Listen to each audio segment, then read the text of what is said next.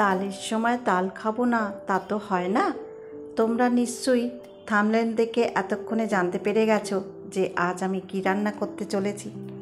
নমস্কার বন্ধুরা, ঘরের সাথে ঘরোয়া খাবার চ্যানেলের নতুন পর্বে সবাইকে স্বাগত জানিয়ে শুরু করছি আজকের নতুন রান্না। কী বলো তো? তালের পিঠে। তাহলে চলো আমি কি করে তালের পিঠে করেছি তোমাদের দেখাবো। প্রথমে আমি দুধ দিয়ে খোয়া ক্ষীরটা ভালো করে ক্ষীর বানিয়ে নিয়েছি। এবার এটাকে স্টোর করে রেখে দেব। অনেক সময় খাবার বানাতে গেলে খোয়া ক্ষীরের প্রয়োজন লাগে। খোয়া ক্ষীরটা দুধ দিয়ে ভালো করে ফুটিয়ে সুন্দর করে ক্ষীরটাকে বানিয়ে রেখেছি। এটাই কিন্তু তাল পিঠের পুর হবে।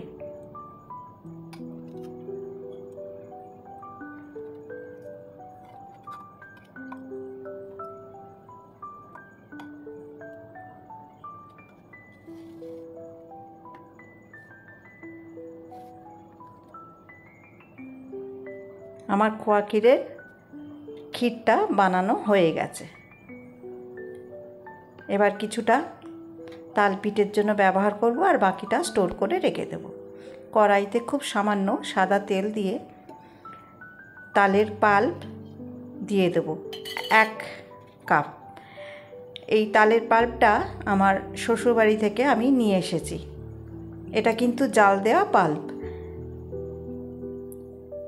ঠিক 1 কাপ মেপে তালটাকে নিয়ে নেব।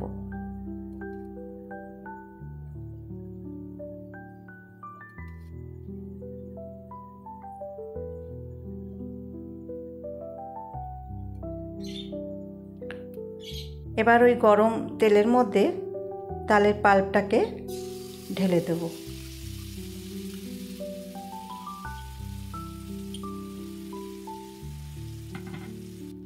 ভালো করে নাড়তে হবে, তলাটা যেন লেগে না যায়। খুব অল্প আঁচে এটাকে নাড়তে হবে। ওই কাপেরই 1 কাপ, যে কাপে পাল্প নিয়েছিলাম ওই কাপেরই 1 কাপ চালের গুঁড়ো নিয়ে নেব। এই চালের গুঁড়োটি কিন্তু ঢেঁকি ছাঁটা চালের গুঁড়ো, এটা কিন্তু মেশিনের চালের গুঁড়ো নয়। এটাও আমার গ্রাম থেকেই এসেছে।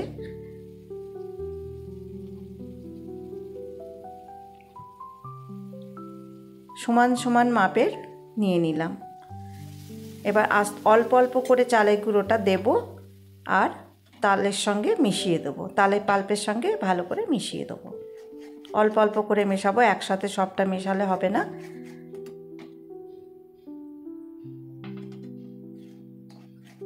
আমি কিন্তু গ্যাসটা কিন্তু নিভিয়ে দিয়েছি। কড়াই গরম আছে, তালের পাল্পটা কিন্তু গরম আছে। এই গরমেই একটা ডো তৈরি করে নেব। যদি একটু নরম হয়ে যায় তাহলে পরে আর একটুখানি চালের গুঁড়ো নিয়ে নিতে পারি।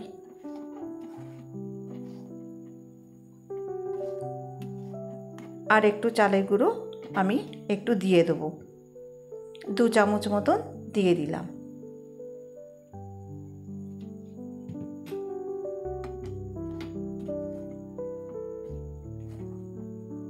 খুব ভালো করে মেশাতে হবে।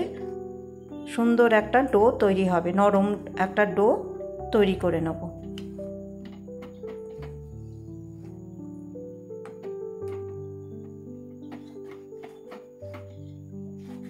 দেখো কড়াইতে একটু কিন্তু লেগেনি, সুন্দরভাবে মাখা হয়ে গেছে।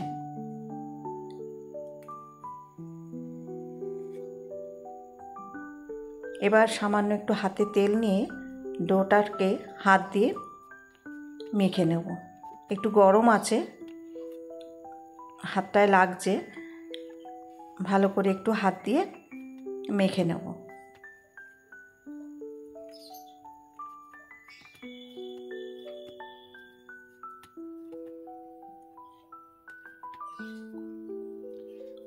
এবার ছোট ছোট লেচি করে নেব।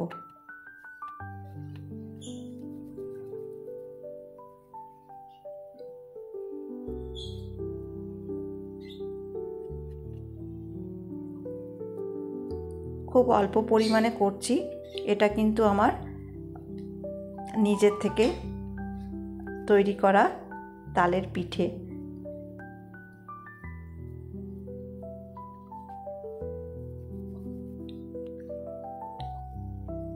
বলতে পারো বন্ধুরা এক্সপেরিমেন্ট। আমার রান্নাতে এক্সপেরিমেন্ট করতে ভালোই লাগে, ওই জন্য খুব অল্প পরিমাণ করছি। যদি খারাপ হয় তাহলে তোমাদের এই ভিডিওটা করব না বা তোমাদের দেখাবো না, আর যদি সত্যি ভালো হয় তাহলে তোমাদের দেখাবো।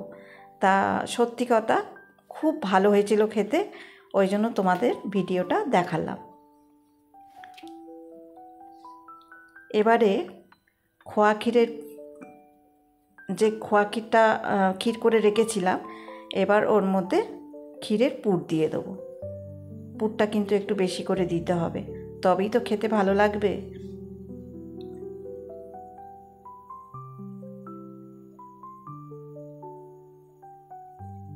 দেখো হাতে কিন্তু আমার যে ডোটা মেখেছিলাম হাতে কিন্তু একটুও লাগছে না, সুন্দর ডোটা মাখা হয়েছে।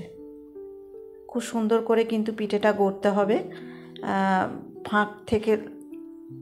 ফাঁক বা ফেটে গেলে ভেতর থেকে ক্ষীরটা বেরিয়ে আসবে যখন আমি ভাপাবো।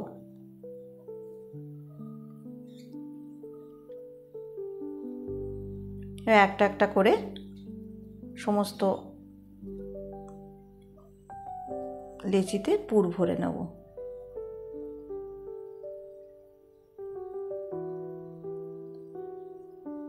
তোমরা কিন্তু ভিডিওটা দেখে একবার অন্তত বাড়িতে করো, অল্প করে করো, কিন্তু খেতে অসাধারণ হয়েছিল। তালের তো আমরা অনেক রকম জিনিস খেয়েছি, লুচি খেয়েছি, কচুরি খেয়েছি, বা আমি দেখিয়েওছি, আমি ভিডিওতে তালের কচুরি, তালের বড়া সবই দেখিয়েছি। এইটা আমার নতুন এক্সপেরিমেন্ট করে দেখালাম, খেতে ভালো হয়েছে। তোমরা এরমভাবে করে খেও, ভালোই লাগবে।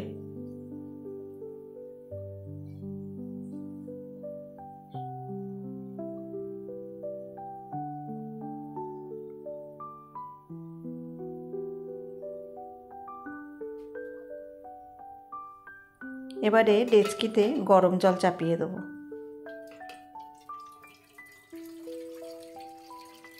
তালের ভাপা পিঠে জলটা ফুটুক, এইদিকে এটাকে আমি তেল দিয়ে একটু গ্রিস করে নিচ্ছি।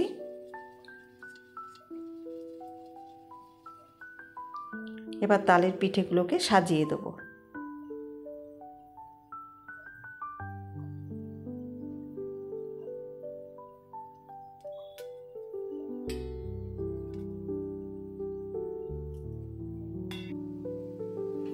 জল ফুটে গেছে, এবার ফুটো বাটিটা জলের উপর বসিয়ে দিলাম। এবার এটা ভাপে সেদ্ধ হবে। 5 মিনিট পর খুললাম, দেখো খুব সুন্দর সেদ্ধ হয়ে গেছে।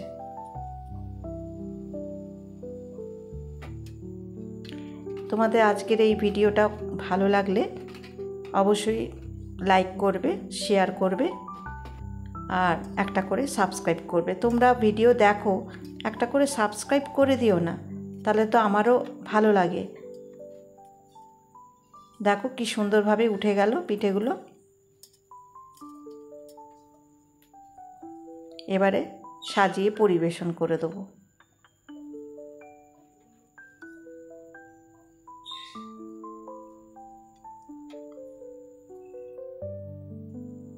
একটা কেটে দেখাচ্ছি, দেখো কি সুন্দর সেদ্ধ হয়েছে, ভেতরে ভর্তি পুর। তাহলে আমার ভিডিও ভালো লাগলে লাইক, কমেন্ট আর শেয়ার। আজকের মতন টাটা।